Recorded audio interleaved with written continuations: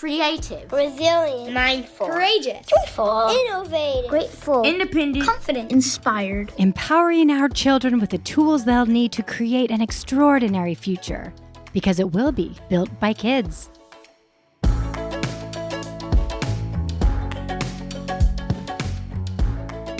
Hey, Timothy and Laura Dahl here from Built by Kids. Hello. Welcome back. Happy to have you here.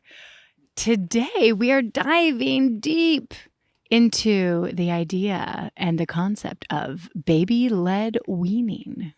Yeah, this is probably maybe the first time you've heard this term used, but it's essentially allowing a baby, toddler, child to feed himself and not going the traditional route of spoon feeding for many different reasons, which we'll go over here. That's right. It's the technique that we've used with both of our boys, and it has been a great success for us. And to me, to just start it off, the point behind it as a mother, it just feels like the right thing to do. You know, it feels like if you're spoon feeding someone, it's because they're not capable of doing it themselves. It's because maybe they're a patient in a hospital, or they're paralyzed, or for whatever reason, they need extra help getting that food into their mouth, or they need help being told what they need to have in their mouth. And baby led weaning says children are capable, children are strong, children can absolutely get the nutrition they need into their mouth when they need it. And even further, they, when given great options, great nutritious options on their plate, can listen intuitively to their bodies and choose the exact right food that their body needs at that time. What a freedom, what a power to have, rather than the mother or father scooping something that they chose for their child out of a puree can and putting it into their mouth. Right, with a child kind of sitting there passively opening their mouth or playing games. Hopefully opening their mouth. I Right. feel like the images that we see most often is the kid really putting up a fight and trying to get... Opening their mouth and playing an airplane game to get them to eat their food, which, the struggle of, I can't get my kid to eat stuff. And maybe look at it the different way of, well, why don't you allow your child to eat what they want? And as long as you're providing nutritious options, yes. Right. And so you place these options in front of them, and there are so many, obviously, tasty meals that are healthful and great for them. And, as soon as they can start eating solid foods, they have, the dexterity and the full use of their hands and fingers, and they want to have that tactile, feel of the different foods and the smells, and they can, scoop it from the plate. And the one drawback, again, it could be a little bit messy because their hand's going to be in it, but, it doesn't only always for a have short to be. period, too. As soon as they learn how to do this and how to get the food from the plate to their mouth, they want that food in their mouth. They're not trying to turn it into a game. But I think we'll get into some more details on how actually to begin this process and how to prepare the food. But, again, from a social perspective, and maybe a selfish perspective even, we are a family that likes to go out to nice meals. We like to travel the world and be able to sit down in Paris for a 3-hour meal. And we appreciate and value our food, the food, and are grateful for the food that we're presented. So we want to raise children who feel the same way, who can sit down and have a conversation with their family while enjoying the smells, the fragrances, the textures of real food. And I think that was a big impetus for us. The amazing book, Bringing Up Bebe, explains in so many more details that concept and why French kids can go to a restaurant and eat fancy, quote unquote, food from an American's perspective and be happy with it. So that's where we wanted to go with it. They really, we can go through the benefits here, but one of the big ones is they eat what you eat. So as you're Right. cooking your meals, you're setting aside maybe something that's maybe not as spicy, but otherwise they're eating what you eat. We're all sitting around the table eating at the same time, and you're not putting together a separate meal that they have, that they see you eating something else and they want that. So everybody's all They're kind of all in equal. together. We're Right. sharing, and they're just immediately part of the family. And so when you take this from the home, when you take this to a restaurant, it's the same concept. It's not like you have to break out always something new and different for them. So eating together is a big thing, and it also frees up the parents to be eating with their child, not just feeding and then you feed yourself. So when you said maybe I don't say selfishly, but it's something that balances out for the whole family to be enjoying meal times together. Absolutely. Right. I consider selfish a positive thing in that regard, because we don't want to be making an extra meal. We don't want to be battling our child at a restaurant. And so selfishly, we want them to be able to eat their own foods. And that's how we make a lot of choices in our lives and in our parenting. So tell me, how did we and would you recommend people introducing this to their baby or toddler who is soon to be eating solid food? Right. We started both our boys off with avocado as the first food. And that's such an easy one. You just slice it right up. You can keep the skin on it, in fact, because it's not likely that any human is going to want to actually macerate a skin of an avocado. So they won't digest that and ingest that. But it does give them something to hold on to. It's not too slippery, and they can just kind of gnaw right off of it. Avocado has so many nutritious benefits that is for another podcast, but that's one of our very first ones. We also love sweet potatoes, and cutting them up in, large, what do you want to say, maybe 1-inch by 4-inch kind of slices. We found our boys could easily pick up from their tray and go to town on. Cucumbers are another great option. Melons. Truly, if you can think of any whole food that is coming as directly from the earth as possible, you can turn it into an amazing baby-led weaning food. Yeah, right. Fruits and vegetables all pretty much follow right into that. And if this is their first food and all the tastes and the textures that they're getting, it's the best way to get started, and they'll pretty much always consistently enjoy eating those types of foods. So you're not struggling with introducing something that was really unnaturally sweet in the beginning, and kind of changing their palate. That is such a good point, Timothy. Right. This is the great opportunity to introduce those foods that you might even think are a little funky or not your favorites. Give it to them as a child, as a baby. Allow them to enjoy that experience and become used to that nutritious food, so that when they're adults, they do love it. And, bananas, apples, berries, those are so naturally sweet. Right. And we, as adults, might be stunted to how sweet they are because we eat candy and other sorts of things. But for a baby, that's just like candy for them. So if you think of it that way, it's there's plenty of delicious sweetness for them. Yeah. Being mindful of, not to create an overly sweet palate for any of our children, so they're not craving white processed sugars as they grow older. And going back to the main point here with the child feeding themselves, they will you put this out in front of them, and when they're done, they're done. They let you know. We're not having to set a set amount of how many ounces they need to get what that you feel like they need to be healthy, to be growing at a certain rate, and all of those sorts of things. No, they'll eat.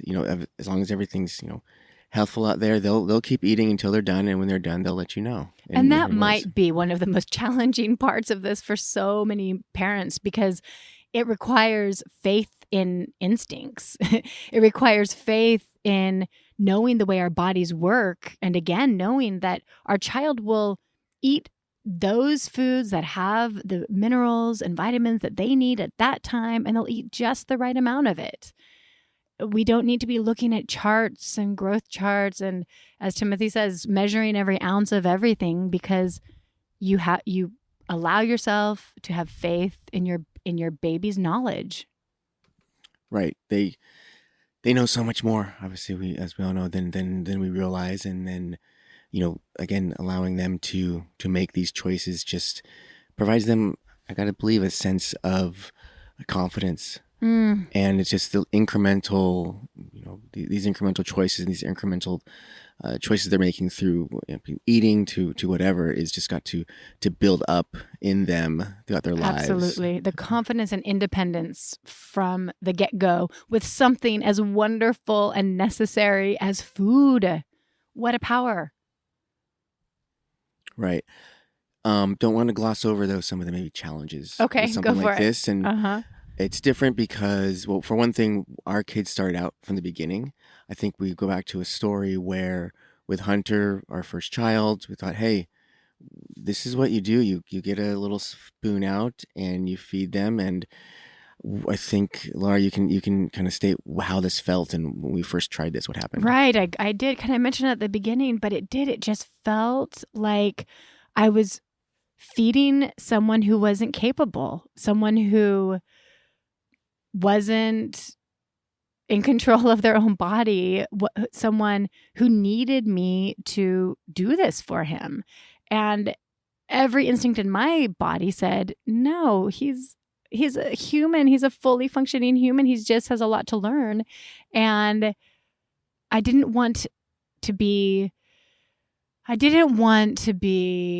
treating my son as though he were an invalid in a hospital. I wanted to treat him as a fully functioning, confident, independent human. Right. And because we look at that approach with everything that he does and allowing him to take control in a sense of these within the kind of parameters we set, but eating and feeding himself was a big part of that. So I think for both of us, once we released the thoughts of the traditional way of how we do things, then it all just made sense. And from that day forward, we just placed the plate of food in front of him and he just went to town on it. And that's just the way it was. And so it was a natural way to do that with our second child. And I can see, so going into maybe a challenge, if you had already done it one way, then how do you go back? How do you kind of introduce this? How do you shift your perspective, right? Because I don't have experience with that, but I can see recently we were with a child or kind of baby who was eating solid foods, and you put.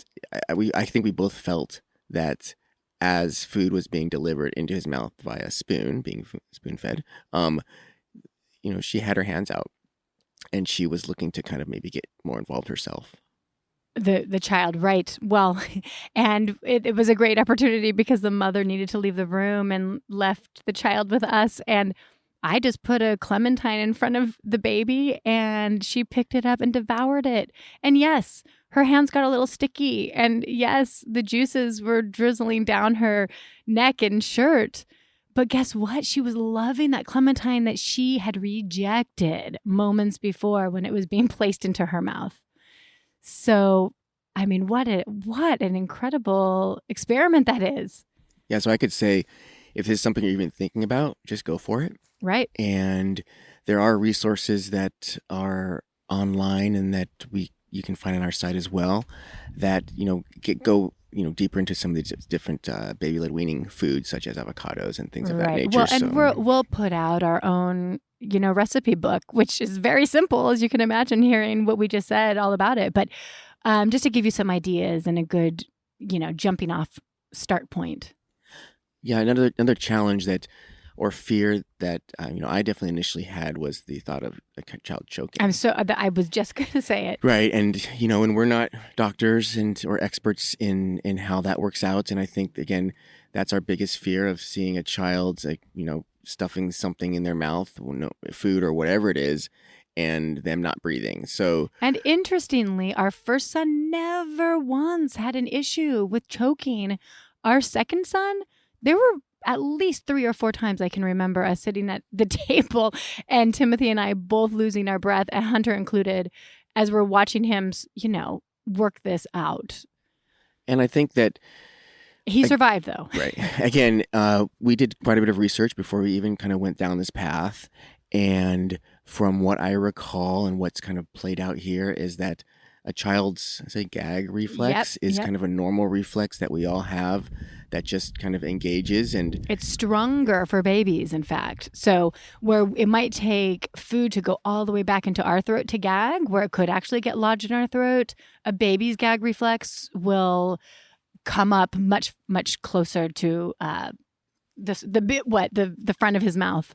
Right. And so again, we're not, no experts here, but from our observation and what's worked for us, we really don't see, our second son actually, he eats a lot more and he stuffs his face a lot more. Right. So he might be putting a lot more avocado in his mouth before he can swallow it.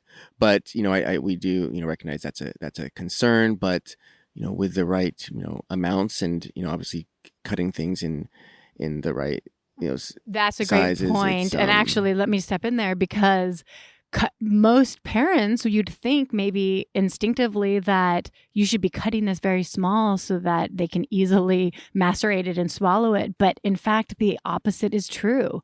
The bigger the piece, within reason for their little hands, but the bigger the piece of that meat, they can just gnaw on it, for instance. If it's a big carrot that, of course, is steamed, they can just gnaw on it. Whereas if it were smaller, much easier for that to get lodged in the back of their throat, right? So larger is better, in fact, with baby-led weaning. Right. I think, it's all, again, going by instinct and seeing how you feel and how comfortable you are with all of it. So if you want to introduce it more slowly and see, but again, I think once you see a child kind of take to it, they just want to go. It's liberating. It's so exciting. And Timothy mentioned the mess. It can be a mess at the beginning, but just like potty training, potty learning, that's also a mess at the beginning. But guess what? You get through that little phase and you are golden the rest of your life. And even our son, he's been using utensils now at an early age, and he's been using utensils probably for the last year almost. Yes, and he's 2 years old. He's almost 2, and so that part of it, using the tools, and I'm amazed at how he's able to articulate these spoons and forks and how he wants to, because he wants to emulate what we're doing. Right.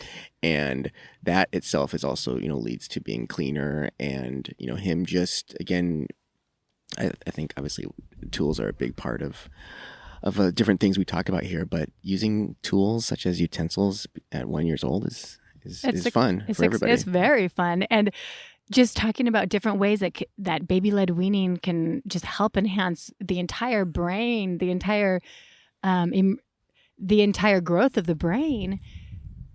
He's looking at different shapes of food, different colors of food. He's feeling different textures of food. I mean, what better thing? People go out and spend a bunch of money on different blocks that can provide the same experience that you can provide on your table at dinner time.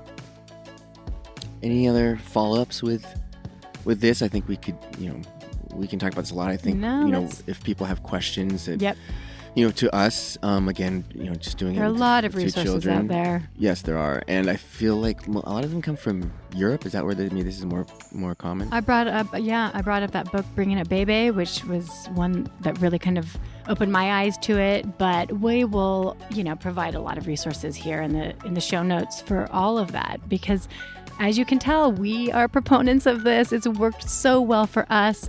It's helped us raise some incredible, independent, healthy boys. And we want the same for you. All right. Bon appetit. Bon appetit.